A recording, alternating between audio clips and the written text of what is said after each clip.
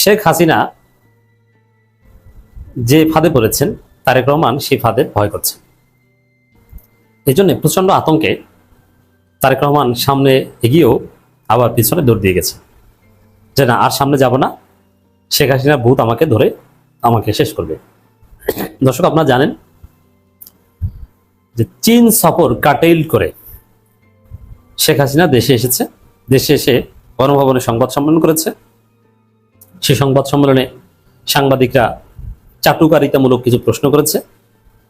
প্রশ্ন উত্তর এক পর্যায়ে শেখ হাসিনা বলেছিলেন রাজাকারের নাতিপতি, এবং ওইটাকে কেন্দ্র করেই শেখ হাসিনার পতন হয়েছে।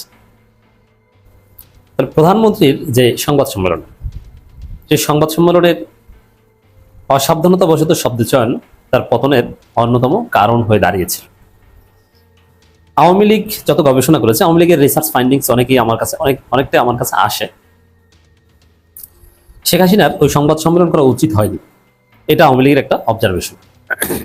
কারণ ওই পরিস্থিতিতে এই উল্টোপাল্টা কথা না বললে হয়তো এরকম কোনো আন্দোলন হতো না, বা আন্দোলন এই পর্যায়ে আসতো না, এভাবে পালানো লাগতো না। এখন তারেক জিয়ার শাসনের ভয়াবহ 2 মাস পূর্তিতে তারেক জিয়া প্রধানমন্ত্রী নিজেই সংবাদ সম্মেলন করবেন বলে ঘোষণা দিয়েছেন, কিন্তু শেষ পর্যন্ত তারেক জিয়া সংবাদ সম্মেলন করেনি। কারণ চারদিকে অনেকে ভয় দেখিয়েছে তারেক জিয়াকে। গোলাম মোল্লা রনি ভয় দেখিয়েছে, আর অনেকে ভয় দেখিয়েছে যে পিএম ভাইয়া, আপনি শেখ হাসিনা আপার মতো এই ভুল করেন না। কারণ আমাদের প্রিয় শেখ হাসিনা আপা সংবাদ সম্মেলনে উল্টোপাল্টা কথা বলে, বেফাস কথা বলে শেষ পর্যন্ত তাকে পালাতে হয়েছে। অতএব আপনার সংবাদ সম্মেলন করার দরকার নেই। 2 মাসে কি করেছেন এটা আপনার প্রেস উইং এর লোকজন বলুক। কারণ যেহেতু এখানে যা বলতে হবে এটা চাপাবাজি করতে হবে, মিথ্যা বলতে হবে, অতএব এই কাজ আপনি করতে যান না। আপনার মুখ থেকে আবার আপনি মাইক হাতে নিলেই অঘটন ঘটে যায়। কখনো মাওলানা ভাসানীকে 3 বছর পর কবর থেকে উঠিয়ে আনেন, কখনো ফরিদপুরে সয়াবিন চাষ করেন, এরকম নানান অঘটন ঘটান। অতএব আপনি সংবাদ সম্মেলন করেন না, ওই সংবাদ সম্মেলনে কি বলবেন আর আপনার পতন ঘন্টা বেজে যাবে। এইরকম ভয় দেখানোতে শেষ মুহূর্তে তারেক রহমান সংবাদ সম্মেলনের প্রস্তুতি নিয়েছিলেন, মুখস্থ করেছিলেন যে কি বলবে, সব স্ক্রিপ্ট রেডি ছিল, কিন্তু শেষ পর্যন্ত আর সংবাদ সম্মেলন তিনি করেন নাই। সংবাদ সম্মেলন করেছে তার প্রেস উইং। বুঝতে পারছেন, সিদ্ধান্ত নিয়ে অথবা ঘোষণা দিয়েও শেষ পর্যন্ত পিছু হটতে বাধ্য হলেন তারেক রহমান শেখ হাসিনার পরিণতির আতঙ্কে। নইলে কেন সংবাদ সম্মেলন করার কথা বলে আর করেননি। সমস্ত গণমাধ্যমে এটা এসেছিল যে প্রধানমন্ত্রী সরকারের 60 দিন বা 2 মাস পূর্তি উপলক্ষে সংবাদ সম্মেলন করবে। তাহলে তারেক রহমান যে আসলে ভয় আছে, প্রচন্ড আতঙ্কে আছে, তার প্রমাণ এটা। তারেক রহমান আসলে আতঙ্কিত থাকবেনই, কারণ একজন শাসক হিসাবে তার কোনো গুণাবলী কিংবা কোয়ালিটি নাই, এবং তিনি টিকতে পারবেন না। শেখ হাসিনা কিংবা বেগম খালেদা জিয়ার যে কোয়ালিটি ছিল তার কোনোটাই তারেক জিয়ার মধ্যে নাই। তারেক জিয়ার মধ্যে প্রচন্ড প্রতিহিংসা এবং জিঘাংসা আছে।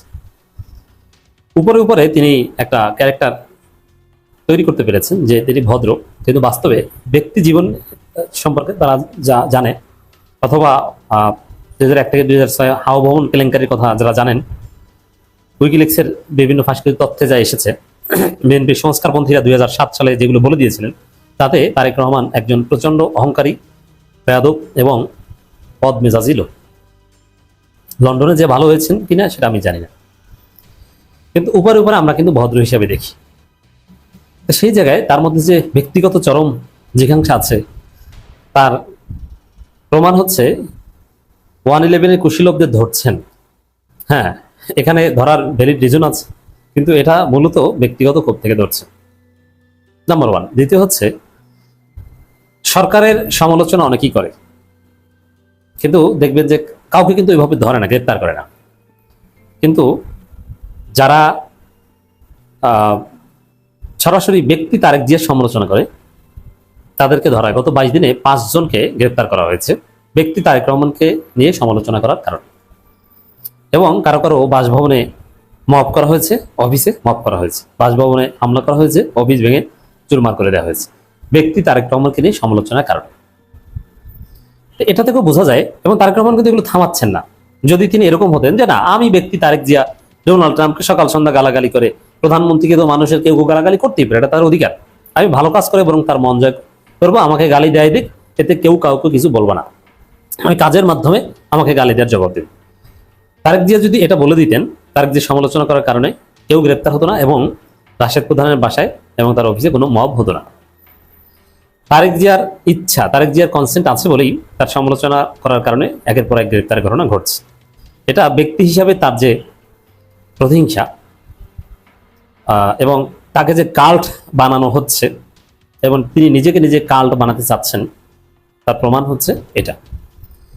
মানে জনগণ নাবিশ্বাস, ভয়াবহ চাঁদাবাজি। ডাক্তার কামরুলের কাছে, কামরুল ইসলাম সেই 2000 কিডনি ফ্রি প্রতিস্থাপনকারী, তার কাছেও যুব দলের শীর্ষ নেতারা চাঁদা চায়। আপনি চিন্তা করেন যে মানুষ কতটা কষ্টে আছে, কতটা অসুবিধে আছে, আইন শৃঙ্খলা পরিস্থিতির কোনো ঠিক নেই, চারদিকে হত্যা, ধর্ষণ, লুটপাট, আর এর মধ্যে কাঠ কাঠ কেলেঙ্কারি। তারেক রহমানকে যেভাবে খাম্বা তারেক বলা হয়, অদূর ভবিষ্যতে কাঠ তারেক বলা হবে। এই কাঠ হবে তারেক রহমানের জন্য এক মহা কলঙ্ক। তো দর্শক, এই জন্য প্রচন্ড ভয়ের মধ্যে আছেন যে কখন কি বলি আবার কি হয়ে যায়। তো শেষ পর্যন্ত আতঙ্ক থেকে, সংবাদ সম্মেলন করা থেকে বিরত থাকলেন, পিছু হতে বাধ্য হলেন।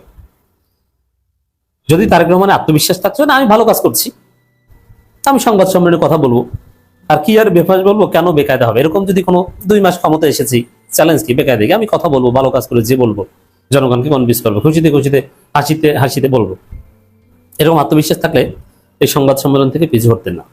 কিন্তু ভয় আতঙ্ক আছে বলে সংবাদ সম্মেলন থেকে পিছু হটেছেন। অতএব এই ভয় তারেক রহমানের পতন টুডে টুমোরো ঘটাবে।